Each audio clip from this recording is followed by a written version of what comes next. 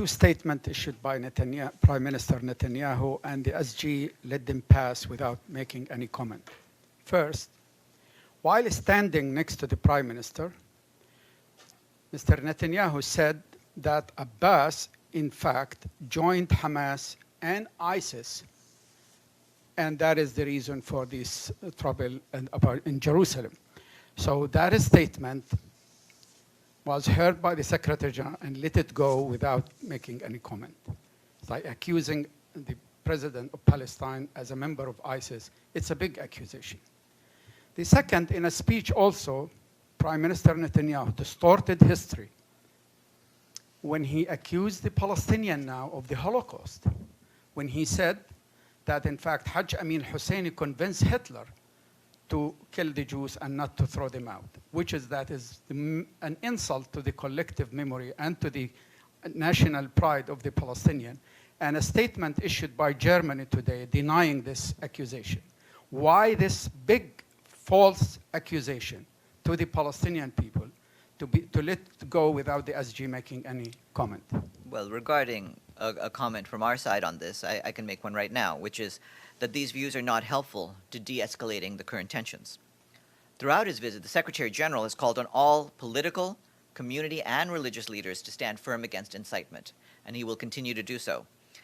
Regarding what you said about these remarks concerning the Holocaust, any suggestion that the Holocaust against the Jews could possibly have been inspired by Palestinians, Muslims, or anyone other than the Nazis would seem unthinkable.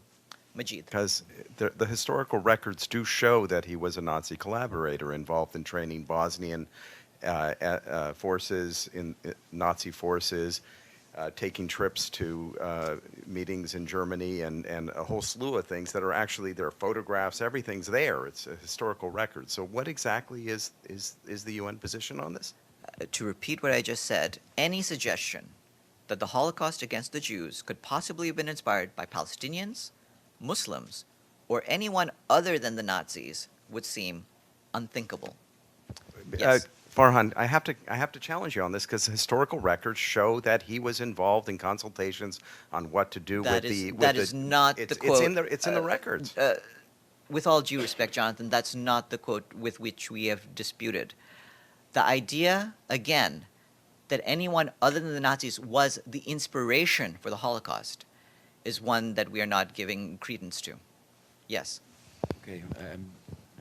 I wanted to ask, I'm sure you've seen there's an audit by the Global Fund has come out of the UN's operations in South Sudan to fight various forms of disease. And they say that up to 36% of the buildings constructed with donor money were never occupied.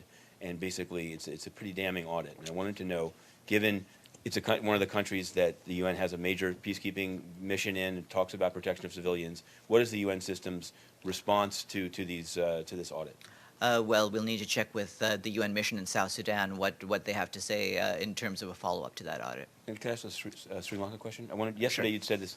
As you know, yesterday UNESCO did vote, and they on some resolution where they have proclaimed the Cave of the Patriarchs and Rachel's Tomb as Muslim sites. But they did not. They was withdrawn a resolution to redesignate the Western Wall as part of Al-Aqsa Mosque.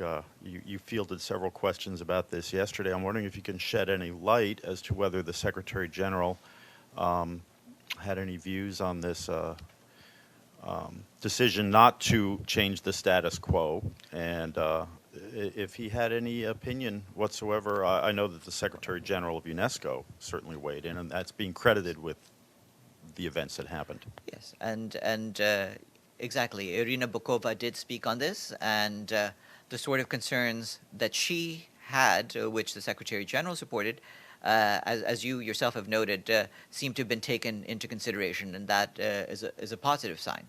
The Secretary General, as we have made clear, wanted to make sure that the status quo with regard to the holy sites would be maintained, and that seems to be the case. So you're saying the Secretary General supported Bokova's position? What the Director General of UNESCO said? Yes. Their views. They shared the views on the importance of maintaining the historic status quo there? There are two different issues here. The status quo agreement was signed with Jordan in 1994. It has to do with the administration of the holy sites because Israel doesn't want to deal with the Palestinian Authority at that moment. So there was an agreement between Israel, Jordan, and the Palestinian Authority to keep the status quo as Jordan being the custodian of this area. That's one thing. Now, my question, the Western Wall of Jerusalem, is it recognized as occupied territories? It was occupied in 1967 or not? If not, then that means the Secretary General agrees that this Western Wall is not occupied territory. And that is a change of the status of Jerusalem and the status of the all territories occupied in 1967. So can you distinguish between both being part of the occupied territories in 1967 and being under this status quo agreement, which was reached between Israel and Jordan with the consent of the Palestinians?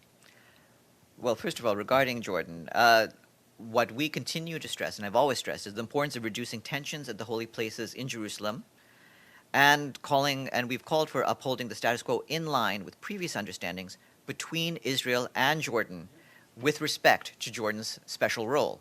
And as you know, the Secretary General will go to see the King of Jordan tomorrow. He's already in Amman, and presumably we will be able to discuss that further at that point.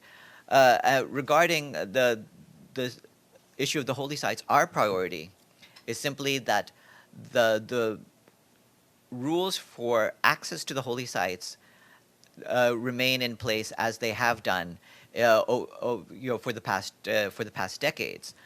We are trying to preserve that historic status quo, and that is without prejudice to questions of occupation. Yes, Benny. Regarding that UNESCO resolution, you said that the concerns of the Secretary General and Bukova were heated, or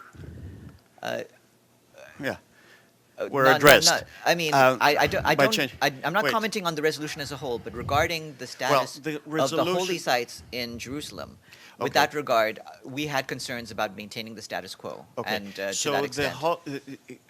Since you keep talking about the need to reduce tensions, that resolution, as it passed today, designated the Rachel Tomb and the Cave of the Patriarchs, both of which are holy to Jews as well as Muslims, as Muslim sites, Muslim only. He didn't say anything about Jewish sites.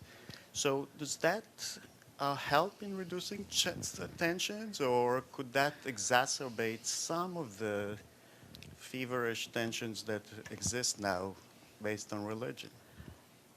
Our hope continues to be that all member states will try to act responsibly and to avoid exacerbating tensions throughout the Holy Lands, including throughout the various holy sites. Farhan, I'm not regarding asking you about that member resolution, states, as you know, I'm asking this is a resolution passed by member states. It's not something that we have proposed. And in fact, if you look at what the Secretary General and Irina Bokova have said, we had raised our own concerns about changes to the previous status quo. Farhan, it passed by an organization that ends in ESCO. What are the first letters of that organization? That's a rhetorical point. You're not asking a factual question, are you? I'm asking. You're saying that you could continue employing the shaggy defense. Well, it wasn't me. well, It wasn't me. It wasn't me. UNESCO is a UN body. On a day that the Secretary General calls on everybody to reduce tensions, a UN body passes a resolution that you are not saying whether it is helping to reduce tension or it actually exacerbates them. As we have made clear over and over again, whether it's different bodies of member states for the agency's funds and programs, whether it's the General Assembly, whether it's the Security Council, there are always key decisions that are taken by member states. and we So and, should and UNESCO we, help in reducing we- tensions or not? we have made very clear what our concerns are, and our concerns remain. On this, But again, we do not speak for individual governments.